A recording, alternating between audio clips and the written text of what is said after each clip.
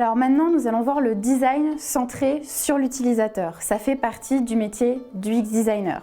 Alors tout d'abord, être centré sur l'utilisateur, qu'est-ce que ça veut dire? Ça veut dire comprendre ses besoins, comprendre son objectif sur le site et surtout comprendre ses capacités. Il faut savoir une chose, c'est que toutes les personnes qui vont sur votre site, en fonction du persona que vous allez créer, le persona dont vous allez vous rendre compte, voilà, ça c'est ma cible, c'est mon cœur de cible, c'est les personnes qui reviennent le plus souvent sur ma plateforme, par exemple, ne sont pas forcément éduquées au digital.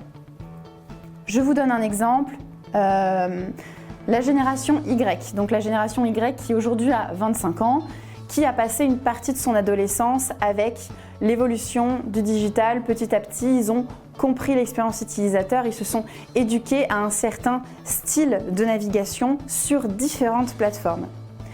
Aujourd'hui, la génération X, donc toutes les personnes qui sont nées après les années 2000, eux sont nés avec une tablette dans la main et tout simplement se sont habitués aux nouvelles technologies et à toutes les nouvelles façons de naviguer. Alors, il faut savoir une chose, c'est que la génération X, ce sont tout simplement les utilisateurs les plus exigeants. Pourquoi? Tout simplement parce qu'ils se sont habitués à un temps de chargement de pages très court, ils se sont habitués à avoir des plateformes optimisées au maximum. Ce sont des personnes qui tout simplement se disent que si la plateforme en quelques secondes ne réagit pas, ce n'est pas une bonne plateforme. Ils n'ont absolument aucune patience sur les sites qui sont compliqués et généralement arrivent et repartent très rapidement. Il faut savoir une chose, c'est que la génération X, c'est une génération qui souvent est utilisée pour les phases d'A/B testing. Typiquement, dans le monde du gaming, je sais que pour les nouveaux jeux qui viennent de sortir, là typiquement pour Noël, ce sont des générations X qu'on a utilisées, c'est-à-dire qu'on a mis des adolescents, des personnes qui sont en début d'activité ou des personnes qui sont en début de vie adulte, entre guillemets, qui ont testé ce jeu, tout simplement parce que ces personnes-là, ce sont tout simplement les personnes les plus exigeantes. Alors, la pire chose qui puisse arriver à un UX designer, c'est tout simplement qu'on arrive à un stade où on force l'utilisateur à faire une action. Il faut savoir une chose, c'est que l'utilisateur à aucun moment donné doit se sentir forcé de quoi que ce soit. Typiquement, quand vous avez par exemple un fil d'Ariane sur un site internet, un fil d'Ariane, c'est tout simplement le petit fil que vous voyez sur les sites e-commerce. Je suis passée par la home, ensuite je suis passée par produit, ensuite je suis passée par chaussures et ensuite j'ai mis la taille qui correspond. L'utilisateur a toujours la possibilité de revenir en arrière ou ensuite de revenir là où il en était juste avant. Il a la possibilité d'avoir ses favoris, il a la possibilité de sortir du site à tout moment, il a la possibilité de se désinscrire, il a beaucoup de possibilités. À aucun moment l'utilisateur doit se sentir obligé d'une action.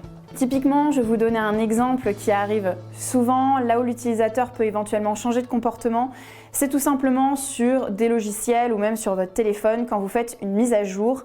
De temps en temps, il y a un système d'UX qui change, tout simplement on vous demande de ne pas avoir les mêmes habitudes, ou vos dossiers ne sont pas rangés au même endroit, ou tout simplement vos documents ne sont pas mis de la même manière, le design a un petit peu changé. À ce moment-là, typiquement, on vous demande de vous adapter un petit peu à la plateforme et là, ça devient compliqué.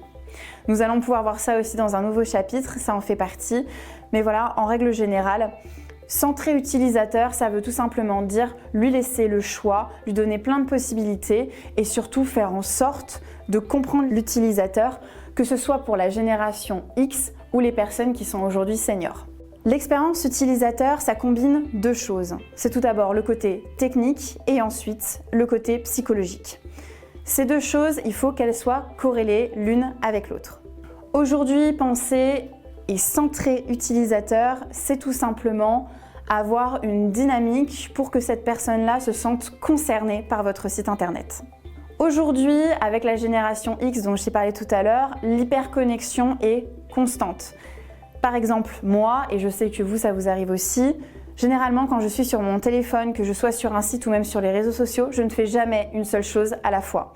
Par exemple, je vais répondre à mes mails et en même temps, je vais m'engager dans une conversation. Alors oui, c'est pas très poli, mais aujourd'hui, ça se fait beaucoup. L'hyperconnexion aujourd'hui, ça force aussi les UX designers à penser au maximum à l'utilisateur dans le sens où plus on est simple, plus cette personne pourra dans son quotidien intégrer votre site internet et aussi ce qu'elle fait habituellement. Typiquement, elle est sur son téléphone, elle a besoin d'acheter un produit et en même temps, elle peut le faire quelque chose de complètement différent. Il faut que votre site soit suffisamment simple pour qu'à la fois, elle puisse penser à deux choses, acheter votre produit et par exemple, ranger sa cuisine. Pensée utilisateur, est-ce que ça va tout simplement sculpter la manière de penser d'un UX designer pour demain? Eh bien oui. Aujourd'hui, le métier d'UX designer, son gros boulot, c'est de penser vraiment l'utilisateur en lui-même. De plus en plus, les plateformes s'adaptent à vous et s'adaptent à vos habitudes. Par exemple, pour ce qui est des réseaux sociaux, on s'est rendu compte que vous étiez beaucoup plus actif le matin, par exemple, et vous étiez beaucoup plus actif le soir. Que font les marques? Elles travaillent beaucoup le matin pour vous envoyer un maximum d'offres et le soir pour vous le rappeler tout simplement. Il y a aussi le système de tracking où tout simplement on s'intéresse à vous au maximum dans le sens où on va chercher à comprendre qui vous êtes, quelle est votre passion, quels sont vos besoins, quel est votre portefeuille. C'est des questions que tout simplement en tant que UX designer on se doit de se poser.